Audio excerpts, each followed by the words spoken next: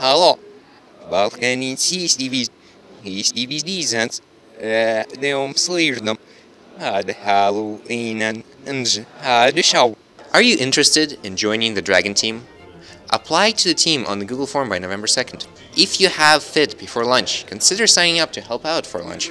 Sign up on the announcements page. If you want to participate in the costume contest during the school rally, you can find the form on the announcements page. Sophomores, juniors, and seniors, fill out the proposal form by November 16th if you have a D-Lab idea for next intersession.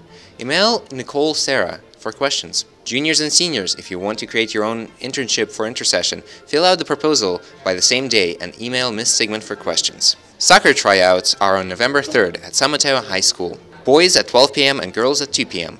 Be sure to check out the announcements page for forms, links, and other stuff. If you have any announcements you want to see on TBD, email me. Let's see what the newest articles on the D-Tech Dragon are. Sometimes it's important to look for opinions that oppose your own. Find out why on an article written by Jessica Baggett. Have you seen the mural on the first floor of the school? Vani Suresh wrote about it. Do you know what Oracle Open World is? If you do, you can read about it in an article written by Asa Bensed. And if you don't, you can find out what it is, also in an article by Asa Bensed. Don't forget to follow us on Instagram, Twitter, and Snapchat at dtech_dragon. Also subscribe to our YouTube channel for future TBD episodes.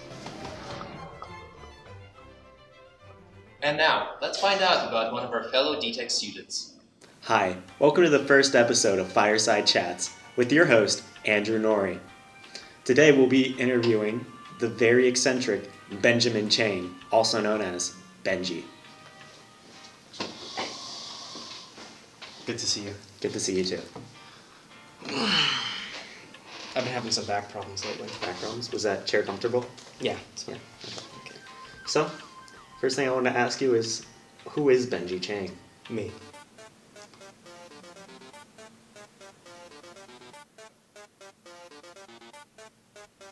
Why do you go by Benji?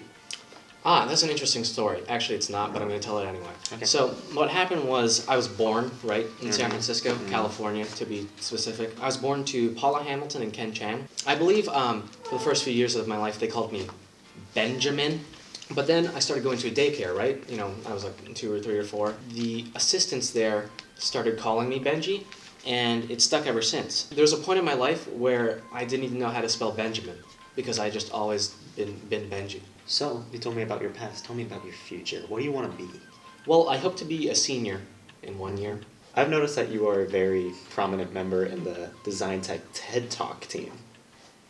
Can you talk a little bit about that? Yeah. Would you like me to? Yes, I would. Well, my role last year was curator and vice president. This year I'm just a curator, which basically means I select speakers for our TEDx talks.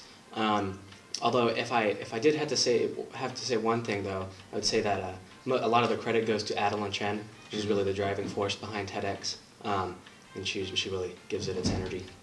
I noticed last year I walked by one of your guys' meetings in the atrium, and you were kind of, I think this was when you were sick, you were kind of just playing the piano, but you were sitting crisscross on the ground, so you couldn't really see the keys. Can you tell me a little bit about that? I remember that, yes. So what most people would call sick, it's actually more of a I guess you humans would call it a meditation session. Mm-hmm. So when I become sick, it's really a chance for me to study in another plane of existence. And so most people thought, oh, he's just sick. He's doing his funny mess around thing and playing the... No. I was studying with the master pianist of the astral plane. Of the astral plane? Yeah. But you couldn't see the keys. It was the astral plane. But you were touching the piano in the normal plane. Because, so most people might think is, perhaps this is because of the movie Doctor Strange, but most people might think when you go to the astral plane, your physical body doesn't move. No, that's wrong.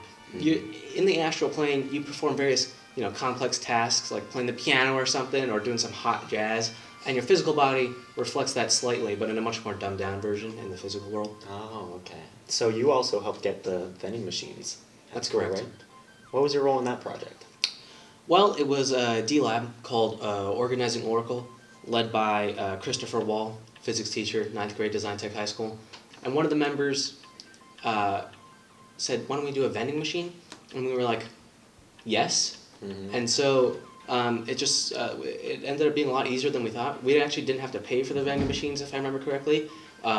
We just order them, they come, and the company gets part of the profit, and we get some as well. But it caused a giant shift in the economy at D-Tech. It did. If I had to estimate, I'd say we're taking in like $1 million a day. $1 million a day? Yeah. How much does that go to D-Tech and how much goes to the man? If I remember correctly, it's not 50-50, but I think it's somewhere around there. I don't know why D-Tech's complaining about our funding. We're making $500,000 a day. Thanks so much for coming here today, Benji. And be sure to catch us next time when we do something like this. I'm not sure when. If you want to see more of that interview, you can find it on our YouTube channel. That's easy. Who's next week?